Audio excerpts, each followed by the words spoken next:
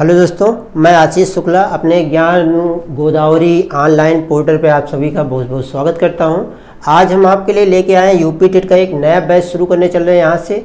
और जितने भी हमारे दोस्त हैं, मित्र हैं, जो हमारे साथीगण, जो हमारे छात्र रहे हैं, जैसे कि इस कोरोना काल में सब बिछड़ गए हैं, तो वो हमारे इस चैनल को ज्वाइन करें और अधिक से अधिक इसको देखने का प्रयास करें।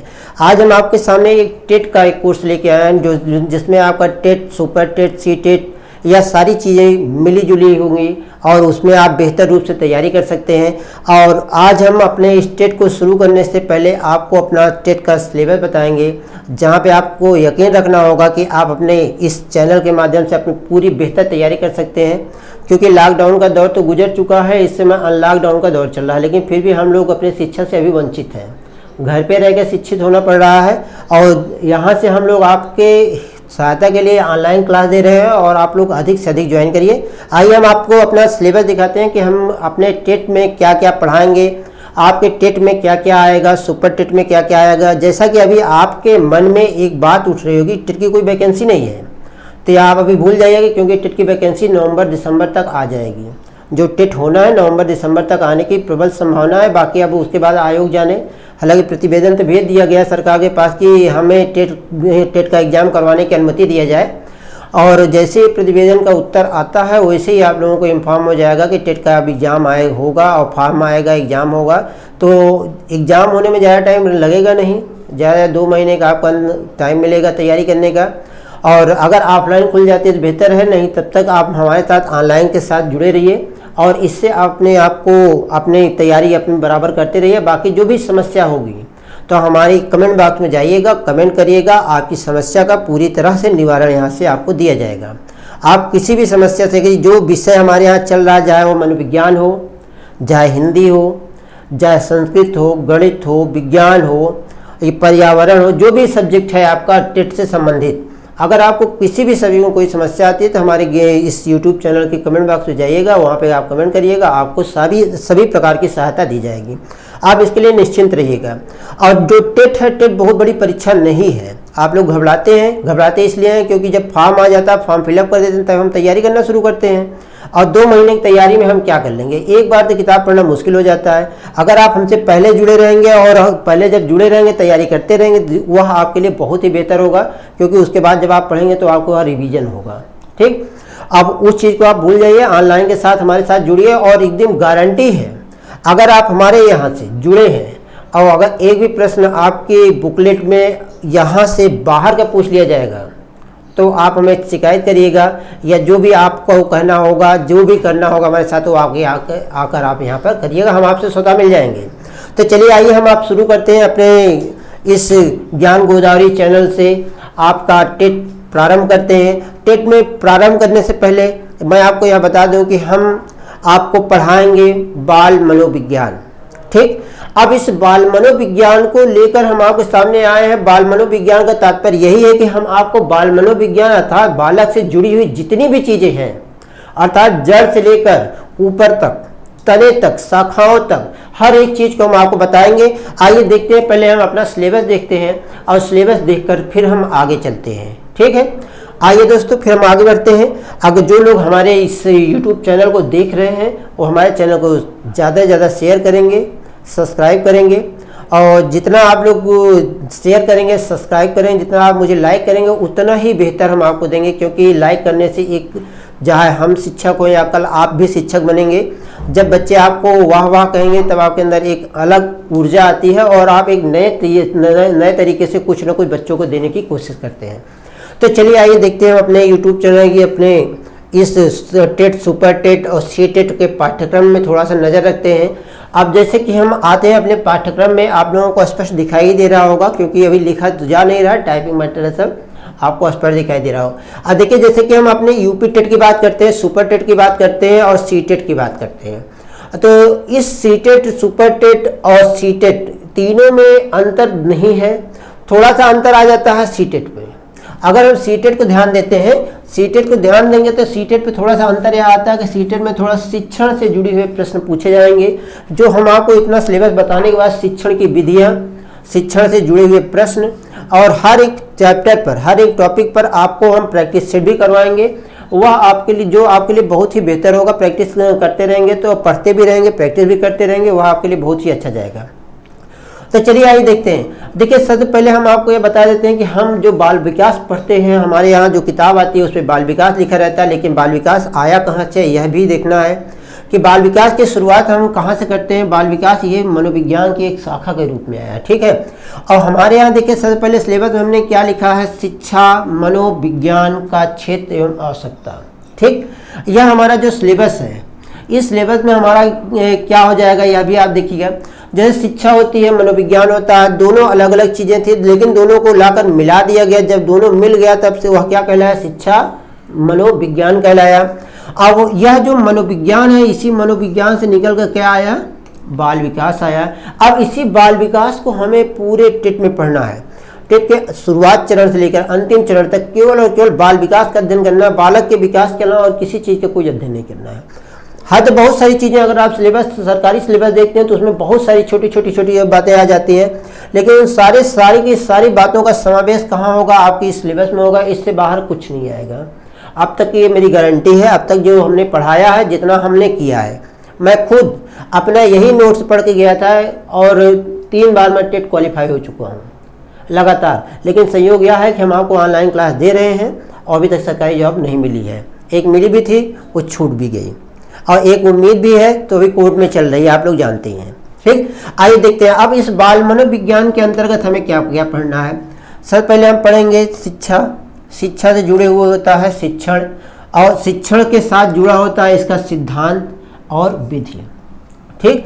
और जब शिक्षा हम पढ़ते हैं, शिक्षा के बाद हम शिक्षण पढ़ते हैं, शिक्षण के सिद्धांत पढ़ते हैं और उनकी विधियों को जानते हैं। अर्थात जो हमारी शिक्षा है यह क्या है, उसके जो विधियां हैं और उसका जो सिद्धांत है क्या है, कहाँ से आया है, कैसे चलता है। आज हम जो पढ़ते हैं, आज हम या आप जो भी पढ़ते हैं, हम इसी सिद्धांत और विधियों के तहत पढ़ते हैं। इसके अलावा हम कुछ नहीं पढ़ते। जब हम इससे हट के पढ़ते हैं तो वही चीज़ हमारी तैयारी क्या हो जाती है, वहीं पर हमारी तैयारी अधूरी रह जाती है और हम बार बार यह कहते रहते हैं कि इसको तो मैंने पढ़ा ही नहीं, ठीक। अब देखिए कि जब यहाँ इसको पढ़ते हैं तो दूसरे नंबर पर क्या आ जाता है कि इसी शिक्षा के संबंध में भारत के संविधान में क्या क्या व्यवस्था की गई थी कि शिक्षा के संदर्भ में कि हमें हमारे बच्चों को कैसे शिक्षा दी जानी चाहिए, क्या शिक्षा दी जानी चाहिए, इस चीज़ की व्यवस्था की गई थी।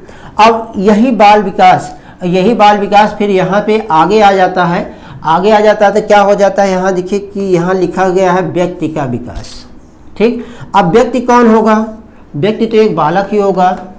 जब व्यक्ति एक बालक होगा, इसी बालक का क्या करना है, हमें विकास करना है। अब विकास कैसे करना है यह भी देखा जाएगा। तो विकास करने के लिए देखिए क्या क्या होता है। विकास करने के लिए देखिए ऊपर हम थोड़ा ला दिए हैं। अब देखिए जो व्यक्ति का विकास होता है, व्यक्ति के विकास और वृद्धि दोनों चीज़ें होती हैं। कोई भी व्यक्ति होगा उस सारे व्यक्तियों का क्या हो जाएगा, वृद्धि भी होगा और विकास भी होगा। अब जो वृद्धि होती है, विकास होती है, दोनों अलग अलग पहलू होते हैं। और दोनों अलग अलग पहलू होते हैं, दोनों हमारे जन्म से, जब हम गर्भ में आते हैं तब से शुरू होता है और उसके बाद वह क्रमगत हमारे मृत्यु पर्यंत तक चलता रहता है। लेकिन यहाँ जो एक शब्द लिखा गया वृद्धि, या कुछ समय बाद हमें हमारा साथ छोड़ के चली जाती है, अपना पूरा काम करके जाती है। लेकिन जो विकास होता है, विकास हमारे साथ लगातार काम करता रहता है, क्योंकि हम अपने पूरे जीवन भर कुछ ना कुछ सीखते रहते हैं, परिवर्तन करते रहते हैं, और वही हमारा जो परिवर्तन होता है वही हमारा क्या कहलाता है, विकास कहलाता है, ठीक। अब देखिए कि इस वृद्धि और विकास में हमें क्या क्या पढ़ना है। तो देखिए यहाँ पे देख दिया गया है शैशवावस्था, लेकिन इस शैशवावस्था से पहले हमें यह भी जानना होता है एक गर्भावस्था। इस गर्भावस्था के बारे में हमें जानना होता है कि अर्थात गर्भ धारण करने के समय से व्यक्ति का विकास शुरू होता है, और वहीं से विकास शुरू होकर कहाँ आते हैं, हम शैशवावस्था में आते हैं। शैशव से कहाँ आते हैं, बाल्यावस्था में आते हैं। अब बाल्यावस्था से कहाँ आते हैं, किशोरावस्था में आते हैं, और किशोरावस्था से कहाँ आते हैं, प्रौढ़ावस्था में आते हैं। इन सभी का चाहे शैशवावस्था हो, बाल्यावस्था हो, किशोरावस्था हो या प्रौढ़ावस्था हो, इन सभी का क्या क्या होता है। इन सभी में मानसिक विकास होता है, शारीरिक विकास होता है, सामाजिक विकास होता है, संवेगों का विकास होता है, और इसमें भाषा का विकास होता है। अर्थात जितने भी विकास होते हैं सब इसी सारी अवस्थाओं में पाया जाता है। शैशवावस्था में मानसिक विकास होगा, शारीरिक होगा, सामाजिक होगा, संवेगात्मक होगा और भाषा का विकास होगा। बाल्यावस्था में भी होगा, किशोरावस्था में भी होगा और प्रौढ़ावस्था में भी होगा। ठीक, अब इन सभी अवस्थाओं में क्या होगा, यह सारे प्रकार के विकास समाहित होंगे। अब हालांकि हम इस मानसिक विकास, शारीरिक विकास, सामाजिक और संवेगात्मक विकास की चर्चा तो हम बाद में करेंगे, जब हम इस अपने मुद्दे पे आ जाएंगे। जब अपने मुद्दे पे आएंगे तभी इसकी चर्चा किया जाएगा, अन्यथा नहीं किया जाएगा, क्योंकि अभी इसके ऊपर भी हमारे पास बहुत सारी चीज़ें रही हैं।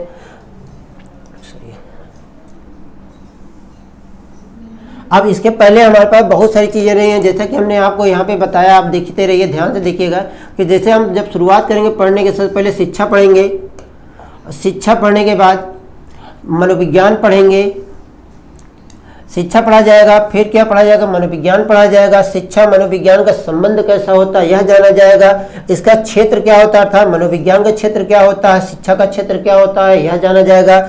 मनोविज्ञान की जो आवश्यकता है इसको जाना जाएगा, शिक्षा की जो आवश्यकता है इसको जाना जाएगा। इतनी सारी चीज़ें जब जाना जाएगा तो उसी के जस्ट बाद हम क्या पढ़ लेंगे, शिक्षण की विधियाँ पढ़ लेंगे।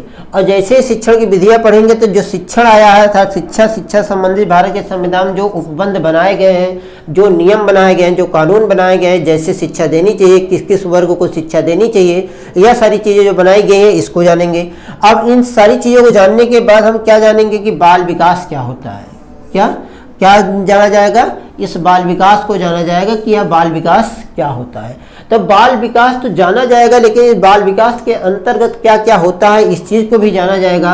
और उसको हम किस तरह से देखेंगे यह भी हम आपको बता दें कि जब हम बाल विकास जानेंगे तो यहाँ पे क्या आ जाएगा कि यहाँ आ जाएगा व्यक्ति का विकास, जैसा कि अभी हमने आपको बताया भी था, जैसा अभी हमने आपको इसके जस्ट पहले हमने बताया था। और इसके बाद फिर सारी चीज़ों को देखते हुए हम कहाँ आ जाते हैं, यहाँ देखिए कि अभी यहाँ पे हमने लिखा है व्यक्ति का संवेगात्मक विकास। अभी इसके पहले हमने संवेग की चर्चा किया था, क्योंकि वह क्या था, वह मानव की अवस्थाएं थी। मानव की अवस्था में मतलब शैशवावस्था, किशोरावस्था, शैशवावस्था, बाल्यावस्था और किशोरावस्था है, फिर प्रौढ़ावस्था के बीच में जो जो संवेगों का विकास होता है। लेकिन वहाँ तो हम सिर्फ उन अवस्थाओं से जुड़े हुए संवेगों की चर्चा करेंगे। अब यहाँ पे हमारा क्या हो जाएगा, जो यहाँ पे यह नंबर आ जाता है तो इस नंबर पे क्या हो जाएगा, व्यक्ति का संवेगात्मक विकास। अर्थात अब यहाँ व्यक्ति का संवेगात्मक विकास किस किस क्रम में होता है, कैसे कैसे होता है, क्या क्या होता है, कहाँ कहाँ होता है, कब कब होता है, ये सारी चीज़ों को हम जानेंगे यहाँ पर। ठीक, अब इस संज्ञानात्मक विकास, संवेगात्मक विकास के बाद फिर हम कहाँ आ जाते हैं, एक संज्ञानात्मक विकास। संज्ञानात्मक विकास की बात करते हैं तो इस संज्ञानात्मक अर्थात संज्ञान क्या है यह जानेंगे, अर्थात संज्ञान क्या है यह हम जानेंगे। और यह हम कैसे जानेंगे कि जो बालक जब जन्म लेता है, जन्म लेने के बाद वह किन के परिस्थितियों से उठकर खड़ा होकर चलकर आज इतने अवस्थाओं में बढ़ जाए। जैसे अभी हम ही पैदा हुए हैं, ठीक, अभी नहीं, आज के 20 साल 30 साल पहले पैदा हुए थे। जब हम पैदा हुए थे तो हम आपको डायरेक्ट ऑनलाइन क्लास तो दे नहीं रहे थे। अब इस ऑनलाइन क्लास देने के लिए हमें क्या करना पड़ा, मेरा जन्म हुआ, हम किसी तरीके से सामाजिक जो पर्यावरण परिस्थिति रही उनके साथ हम तालमेल किए, और तालमेल करते हुए कठिन परिस्थितियों को झेलते हुए हम आगे बढ़ते गए। और जैसे से आगे बढ़ते गए, जब जब एक एक दिन बढ़ता गया, एक एक दिन में हम कुछ ना कुछ एक एक नए नए काम सीखते गए। और जब हम नए नए काम सीखते गए तो उस सारे नए नए कामों में क्या गया, वही क्या हो जाता है, जितना हमें जानकारी प्राप्त होती है वही क्या कहलाता है, संज्ञानात्मक विकास कहलाता है। इस संज्ञानात्मक विकास के संदर्भ में जीन पियाजे ने अपना एक सिद्धांत दिया था, जिससे क्या कहा गया है, संज्ञानात्मक विकास। कई बार परीक्षाओं में पूछा गया है, क्योंकि इसकी 4 अवस्थाएं पाई जाती हैं। उन चारों अवस्थाओं में हर बार आप उठा के देख लीजिएगा, अपनी पिछले साल का पेपर उठा के देख लीजिएगा, अब तक जो टेट का पेपर हो उसको उठा के देखिएगा, जीन पियाजे का संज्ञानात्मक विकास निश्चित रूप से पूछा गया है। और यह आज भी, अभी तक पूछा गया था, आगे भी पूछा जाता रहेगा। ठीक, अब उसके बाद फिर देखिए कि दूसरे नंबर पर हमने दिया है ब्रूनर का प्रतिनिधात्मक बौद्धिक विकास। अब यहाँ इन्होंने तो संज्ञानात्मक विकास किया, लेकिन उसके नीचे ब्रूनर ने इनको क्या किया, इन्हीं के सिद्धांत पर आधारित एक क्या दे दिए, बौद्धिक विकास की अवस्था बता दिए। अब उसके बाद फिर वाइगोस्की भी आ गए, इन्होंने बौद्धिक विकास की चर्चा की थी। हालांकि यहाँ बौद्धिक विकास थोड़ा गड़बड़ लिखा गया है, इस पर ध्यान न दीजिएगा। इन्होंने भी बौद्धिक विकास बताया था। उसके बाद फिर इन्हीं सबसे संबंधित कोहल वर्ग ने क्या किया, नैतिकता का विकास। इन्होंने कोहल वर्ग ने कहा ये सब गलत है कि बच्चों के अंदर नैतिकता का विकास होता है, अर्थात जितने सिद्धांत हैं इन दोनों सिद्धांत एक दूसरे पर आधारित होते हैं, लेकिन जब इन दोनों की हम बात करते हैं सब दोनों लोगों ने अलग अलग अपने सिद्धांत बताया। इनका कहना था कि हम प्रकृति के पर्यावरण के साथ हम धीरे धीरे बढ़ते हैं, ठीक, और प्रकृति के साथ कठिन परिस्थितियों को झेलते हुए बढ़ते हैं। लेकिन जब कोहल वर्ग आया कहे कुछ नहीं, ये सब नैतिकता का विकास होता है, बाकी और कुछ होता नहीं है, ठीक है। अब इन सब चीज़ों का जब हम विकास कर लेते हैं तो हम देखते हैं कि यहाँ पर एक अनुशासन आता है। अनुशासन में हम भी हैं, आप भी हैं। अगर आज हम यहाँ पे पढ़ा रहे हैं, यहाँ भी हम अनुशासन में ही पढ़ा रहे हैं, यहाँ हम फ्री होकर नहीं पढ़ा रहे हैं। अब जैसे मन हुआ, जब मन हुआ गिर जाए, उठ जाए, जब मन हुआ आगे पढ़ा जाए, ऐसा कुछ नहीं। अब देखिए कि यह अनुशासन हो जाता है। इसी अनुशासन के बाद थोड़ा सा हम एक चीज़ परिवर्तन करना चाहते हैं कि यह जो एक पाठ्यक्रम होता है, पाठ्यक्रम का मतलब यह होता है कि जो हम आप एक नियम से पढ़ते हैं, अर्थात हमारा जो एक लक्ष्य होता है उस लक्ष्य को ध्यान में रख के जब हम पढ़ते हैं तो वही हमारा पाठ्यक्रम होता है। हर एक चीज़ का एक पाठ्यक्रम निश्चित होता है। हमारा जीवन है, हमारा भी एक पाठ्यक्रम निश्चित है। हमारा पाठ्यक्रम निश्चित है कि हम आप लोगों को खूब अच्छा पढ़ाएं, खूब अच्छे हमारे पढ़ाने से आपको खूब अच्छी सफलता मिले। हमारा एक पाठ्यक्रम यहाँ है। अब पढ़ाने भाई मैं जब यहाँ पढ़ाऊँगा तो कुछ ना कुछ अपने लिए भी करूँगा, ठीक। अब देखिए कि इन सब चीज़ों को आप छोड़िए कि यह जो आपका यह टॉपिक है यह सबसे महत्वपूर्ण है, ठीक। अब इसके बाद हम आगे आते हैं। इसके बाद जब हम आगे आते हैं तो हम यहाँ पे यह देखते हैं कि आगे में क्या मिलता है हमें। आपको आगे देखिए 9वें नंबर पे हमारा लिखा गया अधिगम, अधिगम के सिद्धांत, ठीक। अधिगम आया और अधिगम के सिद्धांत आए हैं। अब आप यह से जानिए, जैसे कि धीरे धीरे तो सब लोग अधिगम जान गए हुए अधिगम क्या है। अब लेकिन अब यहाँ पे यह देखना भी है कि अधिगम क्या है और अधिगम क्यों बताया जाता है। कि अब तक हम अभी तक तो क्या किए थे, अभी तक बालक का जन्म कराए थे, उसे हर एक अवस्थाओं से गुजारा था, अर्थात उन्हें शैशवावस्था, बाल्यावस्था, किशोरावस्था और प्रौढ़ावस्था में ले जाकर गिरा दिए थे। उसी के जस्ट नीचे हमने यह बताया कि उसके अंदर बौद्धिक विकास कैसे होता है, नैतिकता का विकास कैसे होता है, संज्ञानात्मक विकास कैसे होता है, इस चीज़ को हमने बताया।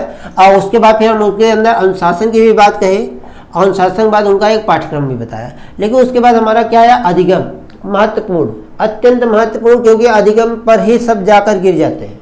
जैसे ही अधिगम आता है सब यह सोचते हैं अधिगम सबसे ज़्यादा सरल है, लेकिन सबको पढ़ना क्या होता है, अधिगम। जो कठिन टॉपिक है उसको मनोविज्ञान के साथ वो कभी नहीं पढ़ते, लेकिन अधिगम पर उनका पूरा जोर रहता है। हालांकि अधिगम से 2-3 क्वेश्चन तो पक्का आता ही आता है, निश्चित होता है। अब देखिए जैसे कि अधिगम की बात हम करते हैं तो अधिगम की हम जब बात करते हैं तो अधिगम में सबसे पहले देखिए कि लिखा गया अधिगम, अधिगम के सिद्धांत। अब अधिगम क्या होता है, हम आपको इधर बताते हैं। अधिगम क्या होता है, सीखना, सीखना होता है, या क्या होता है, सिखाना होता है। सीखना होता है या सिखाना होता है। अब जब हम जो कुछ भी सीखेंगे, जो कुछ भी सिखाएंगे, आज हम आपके साथ क्या कर रहे हैं, अधिगम कर रहे हैं। आप हमारे साथ क्या कर रहे हैं, अधिगम कर रहे हैं, क्योंकि हम आपको यहाँ सिखा रहे हैं। आप वहाँ से बैठे बैठे क्या कर रहे हो, सीख रहे हो ना। तो जब आप सीख रहे होते हो वही क्या कहलाता है, सीखना और सिखाना कहलाता है। लेकिन उसी के अंतर्गत देखिए कि सिद्धांत की बात आती है तो सिद्धांत में हमने सबसे पहले यह लिखे हैं कि समीपता का सिद्धांत, अर्थात समीपता का मतलब कि जो निकटवर्ती हम सीखते हैं, अर्थात एक दूसरे के करीब रहकर सीखते हैं। अब एक दूसरे के करीब रह के देखिए कि सबसे पहले इसमें समीपता के सिद्धांत के अंतर्गत आता क्या क्या है, पालाव का अनुकूलित प्रत्यावर्तन का सिद्धांत, या शास्त्रीय अनुबंधन का सिद्धांत, या अनुबंधित अनुक्रिया का सिद्धांत, यह चीज़ आया। यह पालाव का जो सिद्धांत होता है किस पर निर्धारित होता है, कुत्ते पर होता है, ठीक। किस पर होता है, कुत्ते का प्रयोग किए थे। अब इस कुत्ते के क्या किए थे, इन्होंने क्या किया था, आदत का परिवर्तन किया था। और आदत का जो परिवर्तन किए थे कहाँ से किए थे, उसके लाल स्राव से किया था, ठीक। उसके कहाँ से किए थे, लाल स्राव से किए थे। अब उसके बाद फिर इसी समीपता के सिद्धांत में देखिएगा एक आया है क्या, सरलीकरण का सिद्धांत, ठीक। अब सरलीकरण का सिद्धांत आया है तो सरलीकरण के सिद्धांत के बाद फिर देखिए हल्का सबलीकरण सिद्धांत आया है। क्या आया है, हल्का सबलीकरण सिद्धांत आया है। अब देखिए सरलीकरण सिद्धांत एक बात हो गई, हल्का, तो उसके बाद फिर हल्का सबलीकरण सिद्धांत आया है। हल का सबलीकरण सिद्धांत क्या होगा?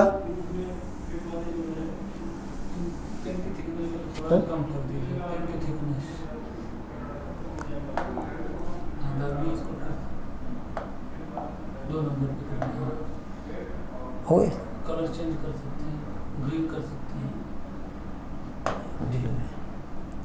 अब देखिए, अब यह क्या हो जाएगा कि इसमें देखना है हमें क्या, देखिए हल का सबलीकरण सिद्धांत होता है, ठीक।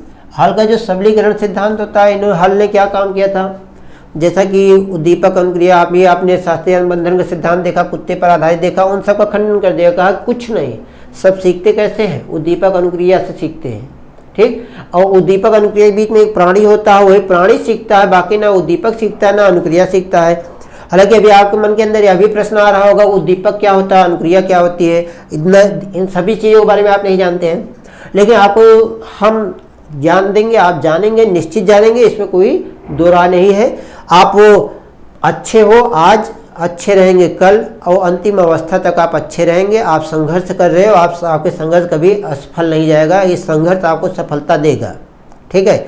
आप हमारे साथ जुड़े रहिए, हमारे इस चैनल के साथ, ज्ञान गोदावरी चैनल के साथ जुड़े रहिएगा, और हमारी वीडियो को अधिक से अधिक शेयर करिएगा, लाइक करिएगा, जिससे हमें भी एक ऊर्जा मिले। जितनी हमें ऊर्जा मिलेगी उतनी ही ऊर्जा से हम आपको सब कुछ देंगे, ठीक है। अब देखिए कि हल का सबलीकरण या प्रणालीबद्ध व्यवहार का सिद्धांत की बात आती है। अब उसी के बाद फिर क्या आ जाता है, उसी के बाद देखिए कि यहाँ पर क्या आ गया, थॉर्नडाइक का सिद्धांत। थॉर्नडाइक का सिद्धांत क्या है, उद्दीपक अनुक्रिया का सिद्धांत है। इसी को क्या कहा जाता है, प्रयास एवं त्रुटि का सिद्धांत कहा जाता है। इसी को और क्या कहा जाता है, प्रयत्न एवं भूल का सिद्धांत कहा जाता है। इसी को और क्या कह दिया गया, यसार बांड कह दिया गया, ठीक। यसार बांड थ्योरी अर्थात उद्दीपक अनुक्रिया का सिद्धांत, यह कह दिया गया। अब इन सब चीज को कहने के बाद क्या हुआ, अब इन सब चीज को कहने के बाद फिर देखिए नीचे आते हैं हम, नीचे आने के बाद हमें क्या मिलता है, स्किनर आ जाते हैं। अगर हाँ एक बात और ध्यान दिए, थॉर्नडाइक ने अपना प्रयोग किस पर किया था, इन्होंने अपना प्रयोग किस पर किया था, बिल्ली पर किया था।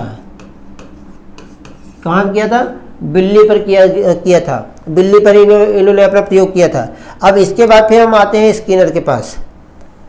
स्किनर का क्या आया, अब स्किनर के देखिए सक्रिय अनुकूलन का सिद्धांत। स्किनर क्या आया, सक्रिय अनुकूलन का सिद्धांत आया। लेकिन उसके बाद फिर हम अगला चीज देखते हैं कि हमारे जो तीसरे नंबर पे आता है ज्ञानात्मक अधिगम का सिद्धांत। अब ज्ञानात्मक अधिगम या सिद्धांत आपसे पूछा जाता है, ठीक है। ज्ञानात्मक अधिगम का सिद्धांत के अंतर्गत क्या क्या आता है, देखिए चिन्ह अधिगम का सिद्धांत। चिन्ह अधिगम का सिद्धांत किसने दिया था, टालमैन। इस चीज को याद रखिएगा, सिलेबस इतना खतरनाक है बहुत, आप इसको याद करना चाहें, अगर याद कर लीजिएगा तो एक दो नंबर तो देके ही जाएगा, अभी आपको घाटा नहीं देके जाएगा। अब उसके बाद फिर देखिए दूसरा आया गेस्टाल्ट अधिगम का सिद्धांत, किसने दिया था, कोहलर ने दिया था। एक कोहलर के इस गेस्टाल्ट अधिगम के सिद्धांत को और क्या कहा गया था, सूझबूझ का सिद्धांत। क्या कहा गया था, सूझबूझ का सिद्धांत कहा गया था, ठीक। ऐसे और भी एक नाम से जाना जाता है जिसे क्या कहा जाता है, क्षणिक समस्या का सिद्धांत, अर्थात क्षणिक समस्या। क्षणिक की जो समस्या थी, क्षणिक जो समस्या थी उसे दूर कैसे किया, बर्मानी उस पर किए थे, ठीक है। अब उसके बाद फिर देखिए, इसके बाद फिर क्या अगला क्या आता है, अगला आता है गत्यात्मक सिद्धांत। गत्यात्मक सिद्धांत, गव्यात्मक लिख गया है, इसको थोड़ा ध्यान दीजिएगा, गत्यात्मक है, या क्या लिखा जाएगा, गत्यात्मक लिखा जाएगा। तो यहाँ पे देखिए कि जो यह गत्यात्मक सिद्धांत दिया है, गत्यात्मक सिद्धांत, तो गत्यात्मक सिद्धांत किसने दिया था, लेविन का यह सिद्धांत है, और इसको दिया किसने था, लेविन ने ही दिया था, ठीक। ऐसे और क्या कहा जाता है, मनोविश्लेषणात्मक सिद्धांत कहा जाता है। अब देखिए कि यह अधिगम की बात हो जाती है, हम अधिगम और अधिगम के सिद्धांतों को देख लेते हैं। अब अधिगम और अधिगम का जब सिद्धांत देख लिया, अर्थात सीखने और सिखाने की जो प्रक्रिया थी हम उसको सीख लिया, सीखा कैसे जाता है यह भी हमने जान लिया। तो अब उस सीखने का अर्थात जब आज मैं पढ़ाना सीख गया हूँ, मैं पढ़ा रहा हूँ आपको, अर्थात ये पढ़ाना हम अपने तक ही सीमित नहीं करेंगे, आज नहीं तो कल हमारी मृत्यु निश्चित है, अमृत पीकर नहीं आए हैं। आज पढ़ा रहे हैं, हो सकता है 10-20 साल, या हो सकता है आज ही किसी दुर्घटना पर इस पार कर जाए, कोई कंडीशन नहीं। लेकिन अब इसी जो पढ़ाने की जो हमारी प्रक्रिया रही है, हम जो सिखा रहे हैं आपको, यह जो प्रक्रिया है उसी का क्या किया जाएगा, उसी का हम क्या करेंगे, अधिगम का स्थानांतरण करेंगे। क्या किया जाएगा, अधिगम का स्थानांतरण किया जाएगा। और यह अधिगम का स्थानांतरण क्या होता है, एक से दूसरे में जाता है, एक से दूसरे में जाता है। अर्थात सीखा हुआ व्यवहार, जब हमारा सीखा हुआ व्यवहार किसी दूसरे के काम आ जाता है तो ही क्या कहलाता है, अधिगम का स्थानांतरण कहलाता है। अर्थात अधिगम का ट्रांसफर हो जाता है। ठीक, अब वह ट्रांसफर होता है तो हमसे कहाँ गया, आप में गया। जैसे आप हमारी वीडियो देख रहे हैं तो आपके अंदर कुछ ना कुछ तो जाएगा ही। हमारे सारे भाव तो आपको अच्छे नहीं लग रहे होंगे, लेकिन कुछ ना कुछ भाव निश्चित है, कुछ ना कुछ भाव अच्छे लग रहे होंगे, यह हम आपको गारंटी देते हैं। अब जब अधिगम का स्थानांतरण कर लेते हैं तो जब यह सारी चीजें, अर्थात हमने बच्चे को जन्म दिया, उसके नैतिकता, उसके विकास, संवेगों के विकास के बारे में हमने जाना, सीखने सिखाने की प्रक्रिया के बारे में जाना, और उसके सीखने सिखाने की जो प्रक्रिया रही उसको एक दूसरे से क्या किया, ट्रांसफर भी कर दिए, एक दूसरे से ट्रांसफर भी हो गया। अब उसी के बाद हमारा पे क्या आ जाता है, बुद्धि का सिद्धांत। ठीक, बुद्धि का सिद्धांत होता है। बुद्धि क्या है, यहीं पे आपको बता दें, बुद्धि की बात आती है। बुद्धि क्या होती है, बुद्धि का कोई मापन नहीं किया। हमारे पास कितनी बुद्धि है, आपके पास कितनी बुद्धि है, और हमारे आसपास जितने लोग बैठे हैं उनके पास कितनी बुद्धि है, इसका कोई मापन नहीं कर सकता। कभी कोई अच्छा काम कर देता है, कभी वही बुद्धिमान व्यक्ति बहुत ही गंदा काम कर देता है। ठीक, अब बुद्धि होगा तो उसका मापन भी किया जाएगा। क्या किया जाएगा, बुद्धि होगा, बुद्धि का मापन भी किया जाएगा। और जब बुद्धि का मापन कर दिया जाएगा तो उसी बुद्धि के मापन में, एक बुद्धि का मापन हो गया तो उसमें क्या आ जाता है, व्यक्तित्व आ जाता है। क्या आ जाता है, व्यक्तित्व आ जाता है। व्यक्तिगत लिखा हुआ है, व्यक्तित्व आ जाता है। इस व्यक्तित्व से क्या हो जाता है, हमारी बुद्धि का मापन होता है, बुद्धि हमारी प्रदर्शित होती है, हमारी सामाजिकता प्रदर्शित होती है, हमारे व्यवहार प्रदर्शित होते हैं, इसी बुद्धि के माध्यम से होते हैं और कहीं से नहीं होते। ठीक, अब इसके बाद फिर देखिए कि यहाँ पर अगला क्या आया है, सृजनशीलता आई है। सृजनशील बालक की बात कई बार कही गई है। सीटेट में बहुत बार पूछा गया, सीटेट की बात करते हैं, सीटेट में बहुत बार पूछा गया है। इसलिए हमने अपने बैच को शुरू करने के पहले हमने यह आपको बताया कि हमारा जो बैच होगा या सीटेट होगा, यूपी टेट होगा, सुपर टेट होगा। ये तीनों टेट के लिए अत्यंत महत्वपूर्ण आपके लिए यह क्लास होगी। हालांकि आज तो हमारी जो वीडियो आपके पास जा रही है वह सिर्फ और सिर्फ किसके लिए जा रही है, आपके एक सिलेबस के लिए जा रही है। हम आपको अपना परिचय दिए हैं, अपना सिलेबस बताए हैं। ठीक है, और हमने जो अपना परिचय दिया है तो यह आपको परिचय किस चैनल के माध्यम से दिया है, ज्ञान गोदावरी के माध्यम से दिया है। आप इस चैनल के साथ जुड़े रहिए और हम आगे आपको बहुत सारी चीज़ें, अच्छी नई चीज़ें बताते चलेंगे, जहाँ पे आपको बहुत सारी समस्याएं उत्पन्न होती हैं और उन सारी समस्याओं का हल आप नहीं निकाल पाते, खोजते बहुत हो। कोई मार्केट में ऐसी किताब नहीं है जहाँ पे सीटेट, यूपी टेट या सुपर टेट का पूरा सिलेबस मनोविज्ञान का दिया हो, पूरे सिलेबस के बारे में व्याख्या की गई हो। अब देखिए, अब यहाँ सृजनशीलता आ गई। जब हम सृजनशील बालक हो ही गए हैं तो हमारे अंदर क्या आया, अनुशासन आया। और जब अनुशासन आया तो उस अनुशासन में क्या हुआ, प्रेरणा हुई। अभिप्रेरणा हुई या प्रेरणा हुई, इसे अब प्रेरणा, इसके अलावा एक शब्द आता है प्रेरणा।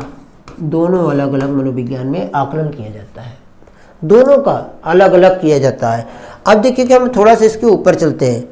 अब इसके ऊपर हम चलते हैं, देखिए कि अब इसके बाद फिर हमारा क्या हो जाता है। अब जो ही अभी हमने आपको प्रेरणा की बात कही थी, और उस प्रेरणा में हमने एक आकलन शब्द का उच्चारण किया था। तो देखिए यहाँ पे देखिए कि एक आकलन शब्द आता है। इस आकलन के साथ क्या होता है, मूल्यांकन होता है। इस मूल्यांकन का क्या होता है, मापन किया जाता है। हालांकि ये तीनों विधियाँ एक जैसी ही चलती है, इसमें अंतर करना बहुत कठिन कार्य हो जाता है। लेकिन जब यह सारी चीज़ें हम करते हैं तो उसी में क्या होता है, कल्पना होती है। इस कल्पना की क्या होती है, स्मृति होती है। इसी स्मृति में एक शब्द कभी कभी आपने सुना होगा, विस्मृति, जो सीटेट में अक्सर पूछा जाता है। और जो यह कल्पना, स्मृति, रुचि, विस्मृति, यह इतनी चीज़ें एक लगातार होती हैं, यह अलग होती है। यह तीनों चीज़ें क्या होती हैं, अलग होती है। अब जब हम इतने सारी चीज़ें सीख लिए हैं तो इसी के साथ क्या हो जाता है, यह एक संप्रेषण शब्द गया है। संप्रेषण इसी के साथ मिक्स हो जाता है, और जो शिक्षण की विधियाँ होती है उसी में क्या हो जाता है, संप्रेषण समाहित होता है। इसके पहले हमने आपको शिक्षण की विधि बताया था, उसी में संप्रेषण का प्रयोग किया जाता है। इस संप्रेषण से सीटेट में बहुत प्रश्न आते हैं। अब देखिए, यहाँ पे आप देख रहे होंगे 16वें नंबर पे हमने एक आपको दिया है, सीखने का वक्र। सीखने का वक्र क्या होता है, आज हम आपको सिर्फ सिलेबस से परिचित करवा रहे हैं, हम आपको क्लास पढ़ा नहीं रहे। हम जितने पढ़ाएंगे आपको हम बताएंगे, आज हम पढ़ा रहे हैं, इसको आप धैर्य से देखिएगा। हालांकि जितनी चीज़ें हमने अभी आपको बताया इसको भी आप बहुत धैर्य से देखिएगा, क्योंकि इसमें आपको 2-4 प्रश्न जरूर मिलेंगे। अब देखिए, जो सीखने का वक्र होता है, अर्थात क्या होता है, अधिगम का पठार होता है। क्या होता है? अधिगम का पठार होता है। अधिगम का पठार अर्थात हम सीखने की जो हमारी प्रगति होती है, जो अभी हमने आपको सीखने सिखाने की बात बताया था ना, सीखने की प्रगति का एक क्या होता है यार, सूचक होता है कि हम कैसे सीखते हैं। मैच आप देखते हैं, क्रिकेट मैच में जब विकेट गिरता है तो मैच में एक ऐसे कॉलम बना होता है, जब विकेट गिरता है, जैसे जल्दी विकेट गिरा तो ऐसे हो गया, देर से गिरा तो ऐसे से सीधी चलती गई, और जल्दी गिरा फिर नीचे हो गया, ऐसे चलता है ना। तो यही क्या होता है, यहाँ वहाँ यह दर्शाता है कैसे कैसे लोग खेले हैं। तो यही तरीके से हम सीखने की प्रगति का भी सूचक करेंगे। सीखने की जो प्रगति होती है वह 3 टाइप की होती है। उसी चीज़ को हम यहाँ आपको सूचित करेंगे, अर्थात हमारे सीखने की गति कैसी रही है। तो जब मैंने जन्म लिया तब सीखा कैसे, और हमारी प्रगति कैसे रही। मान लो मैं बीमार हो गया सीखते सीखते, बहुत सस्ता था, बहुत तेज तर्राक था मैं पढ़ने में, हमेशा अपने कॉलेज में फर्स्ट आता हूँ, लेकिन मैं नहीं आया हूँ। मैं एक उदाहरण दे रहा हूँ कि हमेशा अपने कॉलेज में फर्स्ट आता हूँ, लेकिन क्या हुआ कि मेरी तबीयत खराब हो गई। अर्थात जब मैं यहाँ से चला, यहाँ तुम्हारा क्या हुआ, बहुत उठता हुआ वक्र गया, ठीक। और जो वक्र हमारा गया तो वक्र क्या हुआ, उठता हुआ गया, लेकिन यहीं पर क्या हुआ, हमें फीवर हो गया, अर्थात कोरोना हो गया। कोरोना में क्या हो गया, होम आइसोलेट शब्द एक आता है ना, होम या क्वारंटीन कर दिया गया। तो जैसे क्वारंटीन हुए 15 दिन, क्वारंटीन हुए 15 दिन, घर वाले हमें क्वारंटीन करके रखे, अर्थात 1 महीने हो गया। 1 महीने में हमने कुछ भी नहीं किया, केवल कोरोना का जप किया। जैसे आज के समय में चल रहा है, कोरोना को जब जिंदगी तहस नहस हो गई है, और उसी में क्या हुआ कि जो हमारे सीखने का वक्त था वो क्या हो गया, यहीं से डाउन हो गया, नीचे आ गया ना। अब हम जो तेज तर्राक थे, अब हमारा क्या हो गया, 1 महीने का बैक हो गया ना। 1 महीने की पढ़ाई बंद करें, 1 साल की पढ़ाई अपने आप खत्म हो जाती है, ठीक। अब यहाँ क्या हो गया, यहाँ आ गए, अब हम फिर से मेहनत कर रहे हैं, हम धीरे धीरे उठेंगे, अब इतना तेज उठेंगे नहीं, अब धीरे धीरे जाकर हम यहाँ पर उठे। तो यही क्या होता है, सीखने का एक वक्र होता है, और जो सीखने की प्रगति का एक सूचक होता है, ठीक है। अब सीखने की जो प्रगति का सूचक होता है, उसी के बाद फिर क्या हो जाता है, यहाँ व्यक्तिगत भिन्नता आ जाती है, जो सुपर टेट में प्रश्न किया जाता है। और इसी सुपर टेट के अलावा भी कभी कभी यूपी टेट में भी पूछ लिया जाता है। इसके बाद फिर हमारे पास क्या आता है, एक समावेशी शिक्षा आती है। समावेशी शिक्षा अर्थात सभी को समान शिक्षा की बात कही जाती है, जहाँ पर अपंग, लूल, लंगड़ जितने भी बालक होते हैं, बधिर बालक होते हैं, दृष्टिबाधित बालक होते हैं, अपंग बालक होते हैं, अस्थिबाधित होते हैं, कोमलांग बालक होते हैं, इन सभी की शिक्षा की बात कही गई है। अर्थात हम शिक्षा मनोविज्ञान से जुड़े हुए हैं, हमने आपको पहले ही बताया। अब उसके बाद फिर हम यहाँ पे देखिए 20 नंबर पे लिखा गया प्राचीन एवं आधुनिक शिक्षा। अर्थात जो प्राचीन काल में शिक्षा थी, आज के समय में जो शिक्षा है, इन दोनों शिक्षाओं में क्या अंतर आया, कैसे अंतर आया। जो हमारे अत्यंत प्राचीन काल में शिक्षा दी जाती थी वह कैसी शिक्षा थी, वह शिक्षा केवल और केवल क्या थी, शिक्षा थी, ठीक। और शिक्षा उस समय शिक्षा क्या, उसके पहले विद्या चलती थी, फिर शिक्षा आई, और जब शिक्षा आई शिक्षा लगातार चलती रही। जहाँ हम गुरुकुल पर जाकर शिक्षा लेते थे, गुरु के आश्रम में रहकर शिक्षा लेते थे, लेकिन जब से शिक्षा के साथ मनोविज्ञान आकर जुड़ा, कब जुड़ा, 17वीं शताब्दी के बाद से शिक्षा के साथ मनोविज्ञान धीरे धीरे 16वीं शताब्दी के बाद धीरे धीरे जुड़ता है, क्योंकि मनोविज्ञान का अस्तित्व 16वीं शताब्दी में आया ही है, 16वीं शताब्दी से ही वह आया है। तो जो मनोविज्ञान था वह तो आत्मा का विज्ञान था, मन का विज्ञान कहा गया, लेकिन जब इन सारी परिभाषाओं का खंडन किया गया तब वो क्या हुआ, उसको मनोविज्ञान को लाकर शिक्षा के साथ जोड़ा गया। क्योंकि मनोविज्ञान क्या काम करता था, बालक का अध्ययन करता था, शिक्षा क्या किसको दी जाती, प्रौढ़ों को दी जाती थी, हमेशा बालक को दी जाती थी।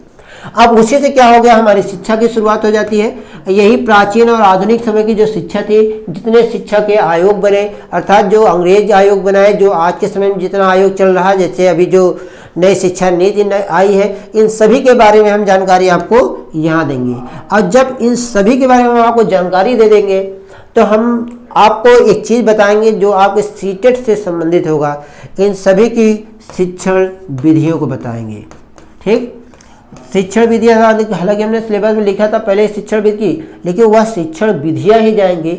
लेकिन यहाँ जो सीटेट में प्रश्न पूछे जाते हैं शिक्षण विधियों के साथ, उन सारे प्रश्नों को हम एक साथ संग्रहित कर आपको इसी अपने चैनल पर दिखाते हुए आपके सामने उसको हम हल करते हुए तब आगे बढ़ेंगे। वह आपके लिए सीटेट के लिए बहुत ही बेहतर होगा, क्योंकि सीटेट के एग्ज़ाम होने के पूरे आसार दिखाई दे रहे हैं, क्योंकि एग्ज़ाम होना प्रारंभ हो गया है और एग्ज़ाम अब होगा, एग्ज़ाम अब रुकेगा नहीं। जितने भी आपने फॉर्म डाले हैं उन सभी का एग्ज़ाम बारी बारी से क्रमगत होगा, उसमें आपको कोई शक नहीं है। आप अपनी तैयारी करते रहिए, आप तैयारी में न रुकिए। आप कहीं भी रहें, चाहे आप शहरों में रहें, चाहे आप अपने घर पर रहें, अपने पढ़ाई के लिए 3 से 4 घंटे का वक्त जरूर निकालें। हालांकि घर पर रहने के बाद 2-3 घंटे निकालना बहुत मुश्किल काम हो जाता है, लेकिन अगर आप निकालेंगे, अगर आपको सफलता चाहिए तो आप 2-3 घंटे का समय जरूर निकालें। अपने अध्ययन को जारी रखिए, अपनी पढ़ाई को जारी रखेंगे। अगर आप पढ़ाई जारी नहीं रखेंगे, जैसे अभी देखिए कि हाल ही में बीओ का एग्ज़ाम हुआ था, फिर अभी समीक्षा अधिकारी हुआ और बहुत सारे एग्जाम की तैयारी हो रही है कि हाँ करवाया जाएगा, कुछ की डेट भी घोषित हो गई है। ठीक, तो इस तरह से क्या होगा कि हम अपनी तैयारी अगर रखेंगे तभी हम सफल हो सकते हैं। अगर तैयारी नहीं रखेंगे सफलता हमें मिलना मुश्किल हो जाएगा। तो चलिए हम इसी सारे अपने यूपी टेट के सिलेबस के साथ हम आपको अभी यही से आपसे अलविदा लेना चाहते हैं। आपका प्यार, आपका स्नेह हमारे ऊपर बना रहे, यही हम आपसे चाहते हैं। और आप हमारे चैनल से जुड़े रहें। जितने भी लोग हमारा यह सिलेबस देखें, और हम उनसे एक आग्रह यही करेंगे हमारे चैनल को ज़्यादा से ज़्यादा सब्सक्राइब करें, अपने दोस्तों को बताएं और उसे लाइक करें। अपना कमेंट जरूर एक आध डाल दें, जिससे कि मुझे भी यह पता चले नहीं हमारे पास हमारे इतने बच्चे जुड़े हुए हैं। और जितना आप लोग हमसे जुड़ेंगे, हम गारंटी देते हैं कि जो हम आपको पढ़ाएंगे इतना सारी चीज़ें आपको कहीं भी किसी भी, चाहे वह ऑनलाइन हो चाहे ऑफलाइन हो, किसी क्लास में आपको बताई नहीं जाएगी। ठीक है, चलिए फिर हम चलते हैं। अब अपने इस ज्ञान गोदावरी ऑनलाइन पोर्टल से हम अलविदा भी लेते हैं। फिर हम आपको कल मिलेंगे, तब तक के लिए आप सभी को धन्यवाद।